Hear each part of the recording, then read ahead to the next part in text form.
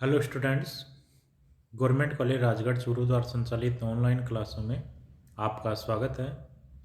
आज हम BA part प्रथम के राजनीति विज्ञान के प्रथम प्रश्न पत्र में उत्तर व्यवहारवाद का अध्ययन करेंगे। हमने पिछले वीडियो में उत्तर व्यवहारवाद का अर्थ देखा था। आज हम देखेंगे कि उत्तर व्यवहारवाद का उदय वो किस प्रकार हुआ और किन किन कारणों से उत्तर व्यवहारवादी जो विचारधारा है वो जन्मी। तो उत्तरवादी जो विचार है या उत्तरवादी जो सिद्धांत है वो व्यवहारवादी जड़ता, रूढ़िवादिता और दिशाहीनता के कारण हुआ।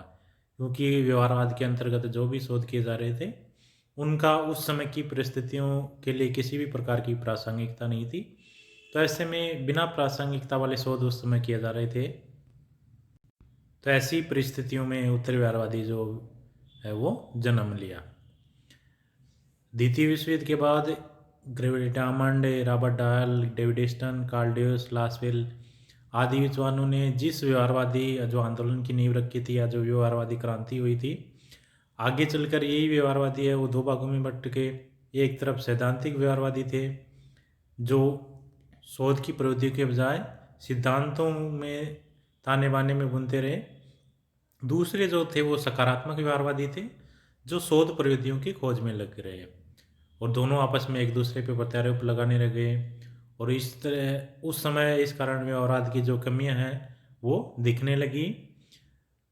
तो डेविड ईस्टन ने 1969 में न्यूयॉर्क में अमेरिकन पॉलिटिकल साइंस एसोसिएशन में वार्षिक अधिवेशन में जो उत्तर व्यवहारवाद है उसका प्रतिपादन किया। उन्होंने डेविड ईस्टन ने कहा कि आधुनिक विश्व की नई परिस्थितियों में हमें शोध को और अधिक तर्कसंगत बनाने का प्रयास करना चाहिए। उन्होंने कहा व्यवहारवादी से अपने विश्लेषण को सार्थकता प्रदान नहीं कर सकते, इस कारण हमें उत्तर व्यवहारवादी बनना पड़ेगा। डेविड ईस्टन ने कहा कि आज हमारे पास ऐसी तकनीकी होनी चाहिए जो इन जो संकट हैं वर्तमान में इनमें परंपराओं को सुरक्षित रख सके। हमें आदर्शवादी विज्ञान का व्यवहारवादी तर्क लेकर ये नहीं कहना चाहिए कि हमारी ज्ञान की सीमाओं के कारण ये प्रयोग है वो अपरिक्य है। हमें मौलिक शोधों की प्रतीक्षा करनी चाहिए। तो ये डेविड ईस्टन ने उस समय भाषण में कहा अपने। उन्होंने कहा कि आज व्यवहारवादी तकनीकी और तथ्यात्मक वर्णन में इतना उलझ गया है कि हम उन महत्वपूर्ण समस्याओं से दूर हट गए हैं जिन समस्याओं का अध्ययन राजनीति विज्ञान के अंतर्गत करना चाहिए। हम उन मूल तत्वों की, उन मूल समस्याओं के अध्ययन की उपेक्षा कर रहे हैं। हम वर्तमान समय में विश्व में जो समसामयिक समस्याएं हैं उन समस्याओं पे ध्यान न देकर अपना जो अध्ययन है या अपना शोध है वो कर रहे हैं। अतः हमें वर्तमान जो परिस्थितियों हैं या वर्तमान समय की जो समस्याएं हैं उन समस्याओं को ध्यान में रखकर उनका अध्ययन करना चाहिए। उनके संदर्भ में हमें उन समस्याओं का प्रासंगिक निदान प्रदान करना चाहिए। ऐसे अध्ययन या ऐसे शोध की है वो वर्तमान समय में आवश्यकता है। तो डेविड ईस्टन ने इस जो अपने भाषण में व्यवहारवादियों की कमियों को उजागर किया कि किन कारण से व्यवहारवाद है वो सफल नहीं रहा है और इसके कारण हमें उत्तर व्यवहारवाद को जन्म देना होगा। क्योंकि जो व्यवहारवादी सिद्धांत है वो उस समय की तात्कालिक परिस्थितियां या तात्कालिक समस्याओं का समाधान प्रस्तुत करने में असफल रहा। वो उस समय जब विश्व अनेक समस्याओं से घिरा हुआ था उस समय वो शोध कर रहे थे। तो वो शोध की उस समय उन समस्याओं के संदर्भ में किसी भी प्रकार की प्रासंगिकता नहीं थी। तो डेविड ईस्टन ने कहा कि ऐसे शोध की क्या महत्व जो समस्याओं के संदर्भ में प्रासंगिक नहीं हो। इस कारण ही उन्होंने जो उत्तर व्यवहारवादी क्रांति है उसका सूत्रपात किया। उत्तर व्यवहारवादी जो क्रांति है या उत्तर व्यवहारवाद के उदय के निम्नलिखित कारण हैं जिनके कारण जो उत्तर व्यवहारवाद है वो अस्तित्व में आया। तो पहला जो कारण है वो तात्कालिक सामाजिक और राजनीतिक परिस्थितियां। जब व्यवहारवादी अध्ययन कर रहे थे उस समय विश्व अनेक प्रकार की समस्याओं से घिरा हुआ था। अनेक सामाजिक और राजनीतिक समस्याएं उस समय विश्व के समक्ष थी और जो व्यवहारवादी थे वो उन समस्याओं की तरफ ध्यान आकर्षित नहीं कर रहे थे या उन समस्याओं का अध्ययन नहीं कर रहे थे। उस समय अमेरिका में गृह युद्ध, वियतनाम में युद्ध था और समाज में अनेक ऐसी समस्याएं थे। काले गोरे का भेदभाव उस समय चल रहा था।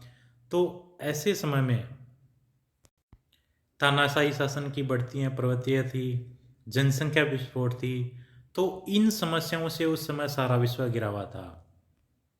जबकि व्यवहारवादी राजनीति विज्ञान को वैज्ञानिकता प्रदान करने में लगे हुए थे और अपने मानवता के प्रति जो दायित्व था उसको नहीं निभा रहे थे।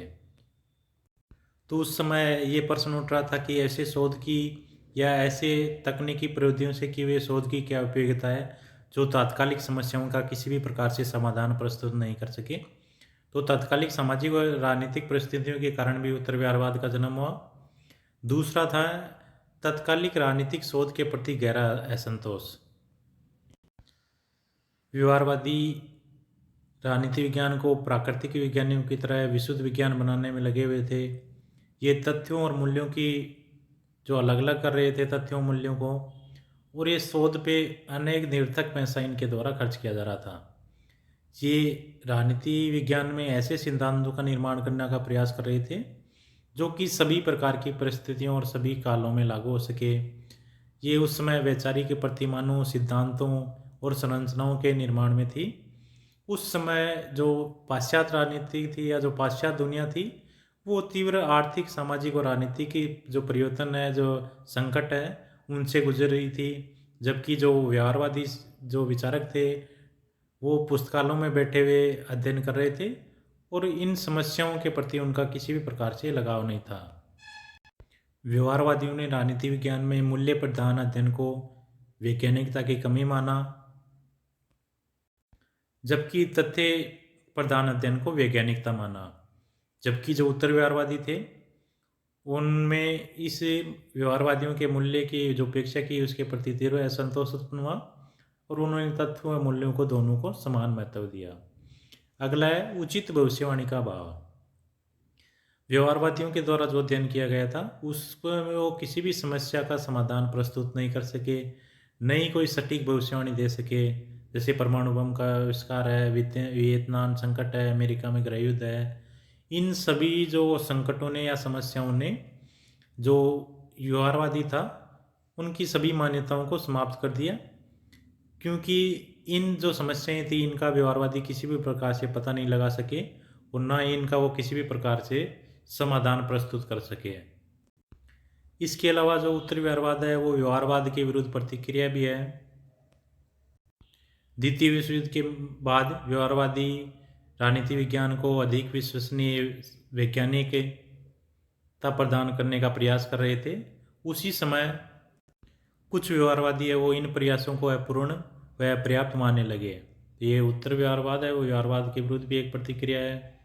इसके अलावा व्यवहारवादियों के द्वारा जो राजनीति विज्ञान के अंतर्गत प्राकृतिक विज्ञानों के अध्ययन की पद्धतियाँ प्रयुक्त की जा रही थी, जिसके परिणाम है वो घातक हो सकते हैं, क्योंकि राजनीति विज्ञान की विषय वस्तु और प्राकृतिक विज्ञान की विषय वस्तु है वो अलग अलग है। इस कारण राजनीति विज्ञान में प्राकृतिक विज्ञानों की जो अध्ययन पद्धतियाँ हैं वो लागू नहीं की जा सकती। तो इन कारणों से जो उत्तर व्यवहारवाद है वो जन्म हुआ या जो उत्तरवादी क्रांति है वो अस्तित्व में आई। धन्यवाद।